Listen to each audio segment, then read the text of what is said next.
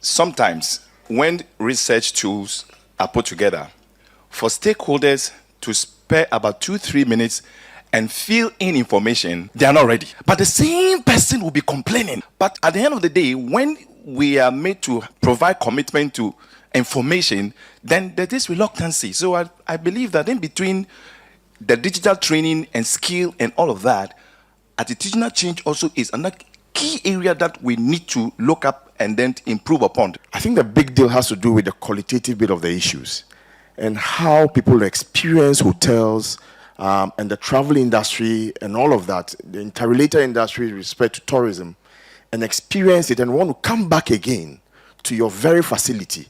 Loyalty and customer advocacy and all of those outcomes has to do with the qualitative bit of the data collection. But the difficulty has to do with how the questions are set. So I'll encourage us strongly that in recruiting our young graduates, we should try and tease out their research method skills and how they are able to set basic data collection questionnaires. Sometimes sharing the data, people feel they are too vulnerable. But I think from where we sit and looking at what is happening in other countries that are reaping huge benefits from the sector, ability to gather data is usually most easiest from online or digital platforms. And usually things like booking systems being used are always channels to really allow government to gather the data much more faster and cheaper. But then what also happens to encourage private sector to go that route is that those platforms offer much more affordable compared to you walking in to pay.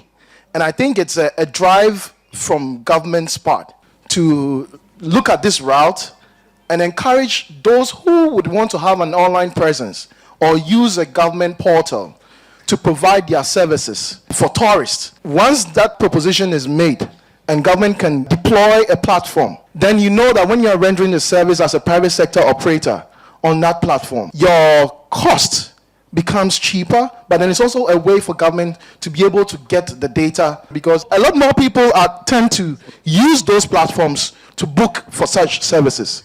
And that's a way for government to actually get the data. It's a very good point, and I fully agree. Two parts. I think first is making sure that government, particularly like the regulator, works with the existing platforms to ensure that that data is used. And I think GTA is in discussion with Airbnb, for example, to leverage that information. Is an opportunity to digitalize the reporting process for annual reporting to improve the efficiency and ease of compliance for private sector actors, but also to make better use of some of the information that is already collected by the private sector, but is not fully making its way through the GTA.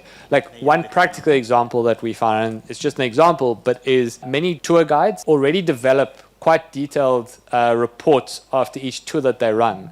And that's often reported to the tour operators that they're contracted by. And it is, as far as I understand, it is a regulatory requirement to do those reports after each tour.